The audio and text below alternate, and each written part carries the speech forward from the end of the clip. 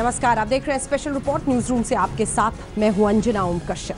देश का संविधान ताक पर, सुप्रीम कोर्ट का फरमान ताक पर, और सिर्फ इतना खुद का फरमान कि अगर हिंदुस्तान में रहना है तो वंदे मातरम गाना होगा। मेरठ के निगम पार्षदों ने नगर निगम में ये किया। दरअसल जो पार्षद हैं उन्होंने वंदे मातरम गाया, लेकिन कुछ मुस्लिम पार्षदों ने इससे परहेज किया तो बीजेपी के पार्षदों ने प्रस्ताव लाकर उन्हें बाहर का रास्ता दिखा दिया।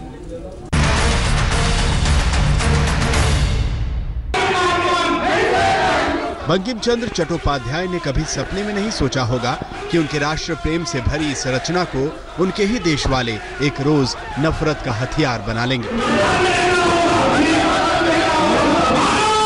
हम अपने इस राष्ट्रीय गीत का अपमान नहीं सहेंगे। तो आपसे पहले भी नहीं हुआ जैसा ये करना चाह रहे हैं, और ना ऐसा होना चाहिए। वो हमारे धार्मिक स्थल नहीं है, हमारा है राजनीतिक। हमें राजनीति के हिसाब से बात करनी चाहिए। वंदे मातरम पर यह हंगामा बरपा है मेरठ नगर निगम में। मंगलवार को नगर निगम दफ्तर में जैसे ही राष्ट्रगीत शुरू हुआ, हमेशा की तरह मुस्लिम सदस्य सदन से बाहर जाने लगे। इसके बाद बीजेपी पार्षदों ने बवाल काट दिया। एक पार्षद ने माइक संभाला और वंदे मातरम न गाने वालों को देश निकाला देने का फरमान सुनाने लगे। मुस्लिम पार्षदों ने अपना असमंजस बयान किया। दलील दी कि संविधान और अदालत ने अभी कोई ऐसा आदेश नहीं सुनाया जिसमें वंदे मातरम गाना जरूरी हो।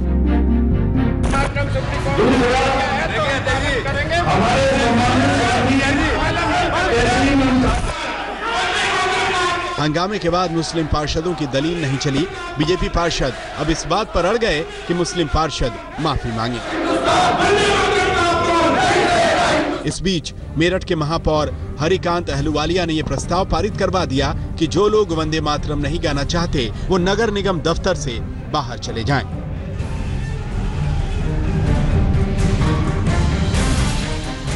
सदन के अंदर वंदे मातरम शुरू होता है, उस समय आता है तो उसको सदन में रहने का अधिकार है।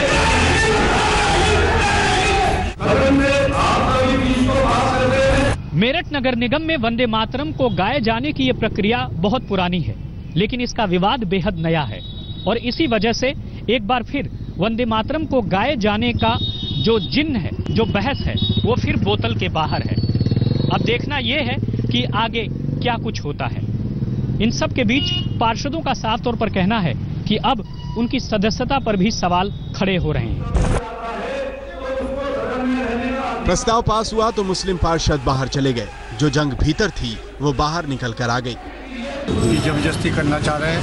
हमारा मजहब का मामला है, हम कभी नहीं बोलेंगे वंदे मातरम, और ना ही कभी बोला अधिकारी हैं, पार्षद हैं, तो हम जबरदस्ती जाएंगे और कौन रोकेगा कि वहाँ पे वंदे मातरम होना चाहिए। एक राष्ट्रीय गीत है, जब इस राष्ट्रीय गीत को घोषित किया हुआ है तो आप लोग भी तो लास्ट में रह रहे हो ना। राष्ट्र हित की बात कर रहे हैं हम, और एक तरफ समाज हित की बात कर रहे हैं और एक तरफ हम उसको नेगलेक्ट कर रहे हैं। वो लेकर कुछ नहीं है, तो जो आम तरीके से होता था, हर बार होता था, वंदे मातरम हम वॉकआउट करके चले आते थे, और जब वो हो जाता तो हम अपने सदन में आकर बैठ जाते थे। मीटिंग चलती थी, हमेशा ऐसे ही होता हुआ आया है। लेकिन इन लोगों ने उसके बाद में इन्होंने जो बदतमीजी अख्तियार करी वो बिल्कुल गलत है, गैर कानूनी है। हालांकि एक मुस्लिम पार्षद ऐसे भी हैं जो वंदे मातरम गाने के पक्ष में आवाज उठा रहे हैं और राष्ट्रगीत न गाने के लिए मुस्लिम पार्षदों को कोस भी रहे हैं। जब वंदे मातरम शुरू हुआ, कुछ लोग हमारे मुस्लिम पार्षद हैं, 5, 7, 8 लोग, वे उठ के चले जाते हैं। उठ के जाने के बाद उल्टे सीधे नारे लगाते हैं, और जब वंदे मातरम खत्म हो जाता है तो अंदर आके बैठ जाते हैं। हमारा ये कहना है, वंदे मातरम अगर आप उनके हमारे धर्म में नहीं है, आप खड़े तो रहिए सदन के अंदर, सदन की गरिमा को तार तार मत करिए। उधर आज तक के साथ बातचीत में मेरठ के महापौर हरिकांत अहलुवालिया ने कहा कि बीजेपी पार्षदों को ऐतराज वंदे मातरम न गाए जाने पर नहीं, बल्कि मुस्लिम पार्षदों के रवैये पर है। वंदे मातरम का गीत गाया जा रहा था तो उस समय उनके जो फेस के जो एक्शन थे वो दिखाई दे रहे थे। कमेंट कुछ का मानना है कि उल्टे सीधे कमेंट पास करते हुए बाहर गए ये। अब वो क्या थे वो तो इस समय पूरी तरह नहीं सुना गया। महापौर से जब ये पूछा गया कि वंदे मातरम न गाने वालों के खिलाफ प्रस्ताव पारित कर दिया गया तो क्या वो पार्षद अब कार्यवाही में भाग ले सकेंगे, इस पर महापौर ने क्या कहा, जरा आप भी सुनिए। हमेशा पिछले 4.5 साल के इसका विरोध करते आए हैं और अगर इस तरह की हमें कार्यवाही करनी होती तो हम बहुत पहले कर देते, ऐसा प्रस्ताव बहुत पहले ला सकते थे। तो ऐसा कुछ नहीं था, ये बहिष्कार करने के बाद भी सदन के अंदर आके बैठ जाते हैं। वंदे मातरम को राष्ट्रगीत का दर्जा प्राप्त है, लेकिन सुप्रीम कोर्ट का साफ कहना है कि इसे गाने के लिए किसी को बाध्य नहीं किया जा सकता। फिर भी मेरठ में वंदे मातरम पर हुए बवाल ने राष्ट्रगीत पर विवाद को एक बार फिर से हवा दे दी। उस्मान चौधरी के साथ राम किंकर सिंह, मेरठ, आज तक। आजादी के आंदोलन में जोश भरने वाला गाना सोच के परे है कि आखिर इसको नफरत की बिसात पर आज क्यों इस तरह से परोस दिया गया है। सवाल यही है कि देश में क्या अब जबरन ये थोपा जा रहा है। भारत माता की जय और वंदे मातरम। हम जिस वतन में रहते हैं उस वतन की इज्जत मेरे लिए इज्जत है और वंदे मातरम मैं कहता हूं और मैं कहता रहूं। अगर उनको कुछ बुरा लगता है वो उनसे पूछिए। उत्तर प्रदेश के मुख्यमंत्री योगी आदित्यनाथ विकास के रास्ते पर कह रहे हैं उत्तर प्रदेश को ले जाएंगे, लेकिन खुद भगवा ब्रिगेड के ही कुछ लोग हैं जो बदनामी का सबब बन रहे हैं। दरअसल ये खबर सुल्तानपुर की है, जहां पर प्रतीकात्मक रूप से इस्लाम वाले कुछ झंडे लगे थे। यही भगवा ब्रिगेड पहुंचकर वहां पर उसे हटाकर भगवा झंडा फहराने लगा।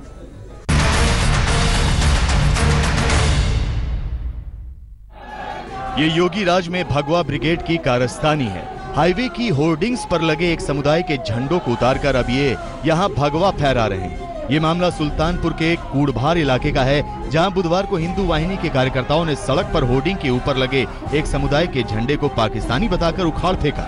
उनकी जगह भगवा झंडा फहराकर वीडियो बनाया और उसे वायरल भी कर दिया। मुस्लिम समुदाय के लोगों का कहना है कि वो झंडा पाकिस्तानी नहीं, उनके मजहब से जुड़ा है। हालांकि हिंदू वाहिनी के लोग इस विवाद से पल्ला झाड़ रहे हैं। क्योंकि हमारे इस्लामी झंडा है, वो ये सोचते हैं कि पाकिस्तान का झंडा है। झंडा तोड़ के नीचे फेंक दिया गया है। अगर हम लोग बोलते तो वो कहता है कि भाई झंडा हटाओ यहाँ से। क्यों हटाए भाई, हम तो झंडा आप भी तो लगाते हैं, हम लोग तो हटाते नहीं उसको। बस यही चाहते कि हिसाब से रहे, भाईचारे से रहे। बस इस तरह के जो आरोप लगाए जा रहे हैं वो सब निराधार है। प्रशासन इनकी जांच करा सकता है। इसमें हिंदू वाहिनी के संगठन के कोई भी सदस्य नहीं थे। प्रशासन जिन लोगों को इस शोभा यात्रा का परमिशन दिया है वो इनकी जांच कराए। यूपी में जब से योगी आदित्यनाथ की अगुवाई में सरकार बनी है, तब से कुछ तत्व प्रदेश की फिजा बिगाड़ने में जुटे हुए हैं। फिलहाल पुलिस मामले की जांच कर रही है। आलोक श्रीवास्तव, सुल्तानपुर, आज तक। न्यूज रूम से एक बार फिर आपका स्वागत है। आपके साथ मैं हूं अंजना ओम कश्यप। अगली खबर के बारे में क्या कहें, बस इतना ही कि एएमयू पुकारे मीट आरे आरे।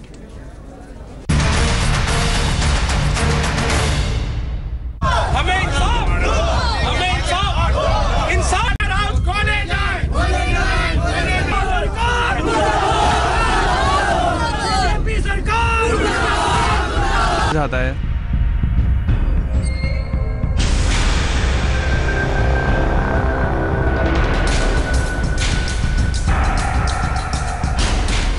योगी आदित्यनाथ जैसे ही यूपी के मुख्यमंत्री बने, जैसे मुस्लिमों का जायका बिगड़ गया। जी हाँ, योगी के आते ही यूपी में ऐसी मीट बंदी हुई कि गोश्त खाने वाले परेशान हैं। सीएम योगी ने अवैध बूचड़खानों पर सख्त कार्रवाई की तो गोश्त की दुकानों पर भी ताले लटक गए। और तस्वीर अब कुछ ऐसी है, जहां मीट बिकता था वहां सन्नाटा है और जहां मीट बनता था वहां आलू, गोभी, मिक्स वेज और दाल चावल ही नजर आ रहे हैं। चलिए अब आपको अलीगढ़ मुस्लिम यूनिवर्सिटी लिए चलते हैं। यहाँ हर रोज छात्रों को गोश्त मिलता था, लेकिन अब सब्जी और दाल चावल ही मिल रहे हैं। तस्वीरें अलीगढ़ मुस्लिम यूनिवर्सिटी में हॉस्टल के मेस की हैं। आप देख सकते हैं कि आलू की सब्जी बन रही है, गोभी कटा हुआ रखा है, आलू की बोरियां लगी हुई हैं। हॉस्टल के छात्रों को अब नॉनवेज नहीं, सिर्फ वेज ही मिल रहा है। अलीगढ़ मुस्लिम यूनिवर्सिटी के मुस्लिम छात्र परेशान हैं।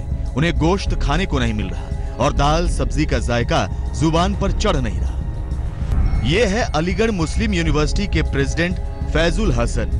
मीट से सूने पड़े मेस का मुआयना कर रहे हैं। आप देख सकते हैं यहाँ दाल है, चावल है, अंडे तले हुए रखे हैं। यूनिवर्सिटी के मेस में बड़े का गोश्त रोजाना बनता था और हफ्ते में 1-2 बार चिकन भी बनता था, लेकिन अब गोश्त नहीं है। तो छात्रों की मुश्किलें छात्र संघ के अध्यक्ष समझने की कोशिश कर रहे हैं। यहाँ अलीगढ़ मुस्लिम यूनिवर्सिटी में बहुत सारा जो है मतलब डाइनिंग हॉलों में गोश्त आता था और हर हफ्ते में हर दिन मिलता था। अब चूंकि वो बंद हो गया बिल्कुल, उससे परेशानी ये हो गई कि और जो दूसरी चीज़ें थी वो महंगी हो गई। उससे नुकसानदेह हमारे जो जनरल बच्चे हैं, जो बहुत middle class, lower middle class के बच्चे हैं, गरीब बच्चे हैं, उनके पॉकेट मनी पे, उनके माँ बाप पे खर्चा बढ़ गया है। एएमयू के प्रेसिडेंट ने वाइस चांसलर को लेटर लिखा है। इस लेटर में बूचड़खाने बंद होने के चलते महंगाई का भी जिक्र किया है। आप देख सकते हैं छात्र संघ के अध्यक्ष वो लेटर भी दिखा रहे हैं। एएमयू स्टूडेंट्स यूनियन की तरफ से लेटर एक आया है, कंसर्न लेटर, जिसमें सजेस्टिव मेजर्स हैं प्रेसिडेंट फैजुल रहमान साहब की तरफ से, और उन्होंने इसमें कहा है कि सेंट्रल परचेजिंग की बात करी और कुछ और चीज़ों को उन्होंने एड्रेस किया regarding to the meat crisis है, क्योंकि हमारी बिगेस्ट रेजिडेंशियल यूनिवर्सिटी है। लेकिन यूनिवर्सिटी में कुछ छात्र ऐसे भी हैं जिन्हें दाल सब्जी रास आ रहा है। वो सब्जी को सेहतमंद बता रहे हैं और योगी सरकार के फैसले का समर्थन भी कर रहे हैं। इस स्लॉटर हाउस का जो एक स्टेप लिया है हमारे सीएम ने, ये एक अच्छा स्टेप है और मैं इसको फुल सपोर्ट देता हूँ, क्योंकि हम लोगों को एक न्यूट्रिशियस डाइट नहीं मिल पाती थी। वो न्यूट्रिशियस डाइट चार्ट प्लान जो है स्टार्ट किया गया है। 11 मार्च को यूपी में सरकार बदली और मीट बंदी के साथ ही एएमयू के मेनू कार्ड से मीट गायब हो गया। सीएम योगी आदित्यनाथ ने यह भी साफ कर दिया कि चिकन पर कोई रोक नहीं है, लेकिन मीट बंदी में चिकन के भाव चढ़ गए हैं और यूनिवर्सिटी जैसे शाकाहारी बन गई है। पंकज सारस्वत, अलीगढ़ आज तक। निकाह में भी क्या हो रहा है आइए आपको दिखाते हैं। छूटी बोटी, अब तो विवाह और निकाह में भी गोभी रोटी।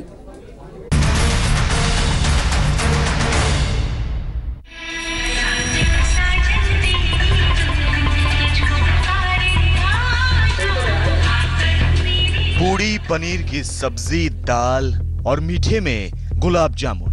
दावत में सब कुछ तो है, लेकिन फिर भी मुंह का जायका बिगड़ गया है। ये सारे आइटम बेस्वाद लग रहे हैं तो रस्में टूट रही हैं, पीढ़ियों से चली आ रही परंपराएं बिगड़ रही हैं, संबंधों में कड़वाहट आने लगी है, सिर्फ इसलिए क्योंकि योगी राज में यूपी में अघोषित गोश्त बंदी हो गई है। वो बच्चे खाए, वो बनाते खाई नहीं गए, हमारे मुंह पे पत्तले मार मार के चले गए। ये बड़े बूढ़ों की हमारी परंपरा है, गोश्त मीठ ही बनता है हमारे यहाँ, इसके बगैर हमारा काम नहीं चलता है। को देखिए, उनको भी माल चाहिए। इन लोगों ने कहा कि हम लोग भी अपने एसोसिएशन के माध्यम से इस चीज को आगे बढ़ाते हुए दुकान खोलने का कल शुरू करेंगे। एक तो अवैध बूचड़खानों पर तालेबंदी, ऊपर से मीट कारोबारियों की हड़ताल, दोनों ने शादियों की रौनक गायब कर दी है। बिना गोश्त के दावते वलीमा में सबका मूड खराब नजर आता है, जिससे पूछो वो बिगड़ा हुआ और नाराज नजर आता है। बाराबंकी में इस मुस्लिम परिवार के घर शादी है, लड़की की शादी, लेकिन परिवार वालों के चेहरे की हवाइयां उड़ी हुई हैं। वजह गोश्त की कमी है, लिहाजा इस गरीब परिवार को गोश्त से कहीं महंगी पड़ने वाली दावत का इंतजाम करना पड़ रहा है। पनीर की सब्जी, चना मसाला, पूड़ी, चावल और मिठाइयों से सजा मेन्यू तैयार करना पड़ रहा है। दाल सब्जी का इंतजाम किया है।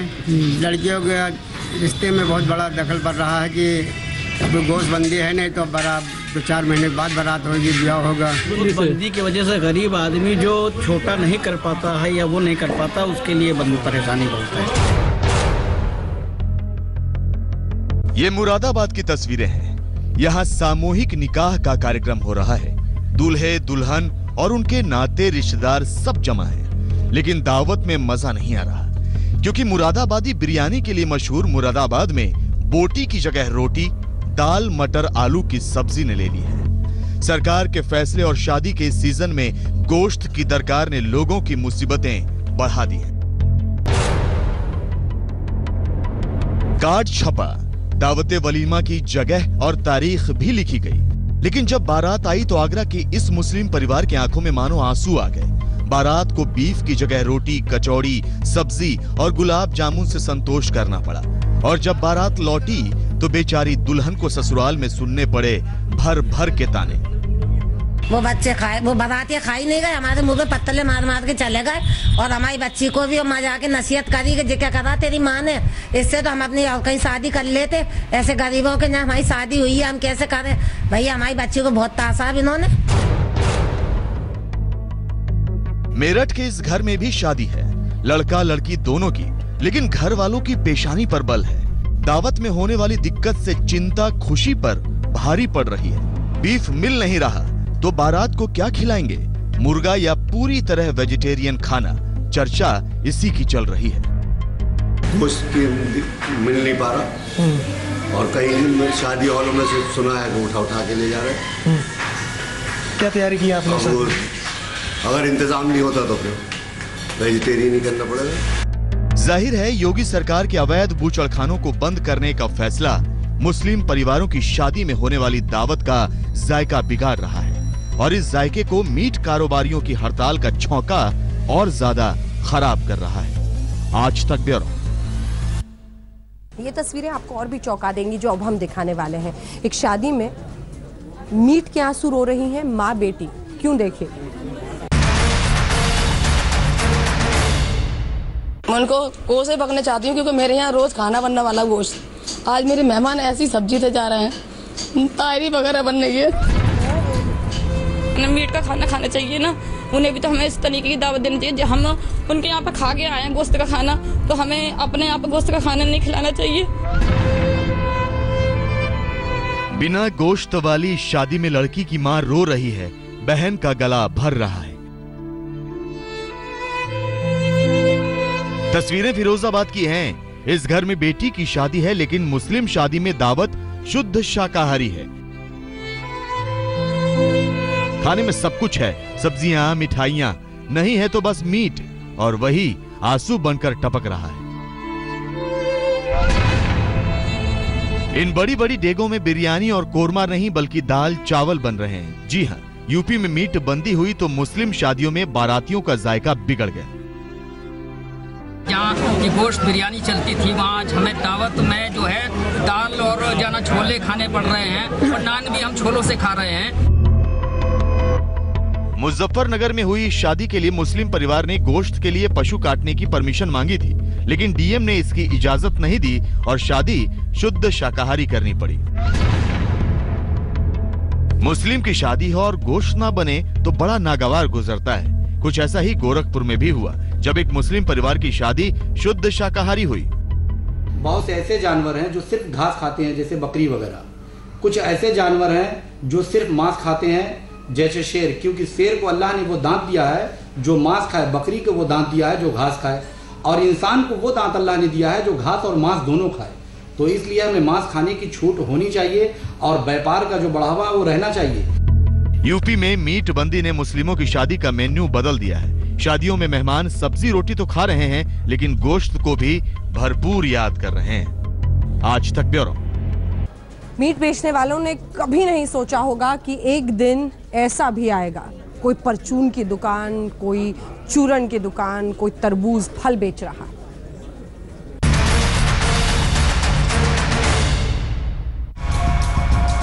जो बेचते थे बोटियां आज धंधा अपना बदल रहे हैं। जी हां, हापुड़ में जिला प्रशासन ने मीट की 80 दुकानों को बंद किया तो अब गोश्त बेचने वाले चाय बेचने लगे हैं। जी हां, ये है हारून। पहले इनकी मीट की दुकान थी लेकिन यूपी में मीट बंदी के बाद इन्होंने चाय की दुकान खोली है।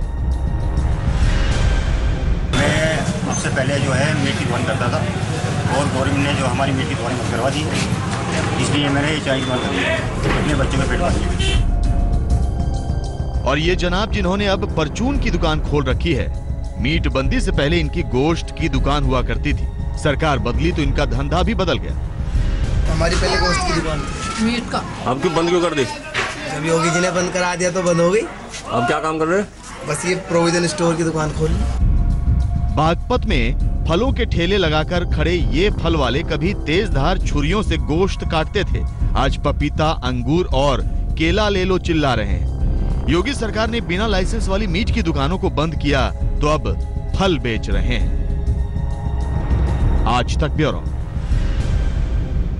इसी के साथ स्पेशल रिपोर्ट में इतना ही, लेकिन देश दुनिया की बाकी खबरों के लिए आप देखते रहिए आज तक।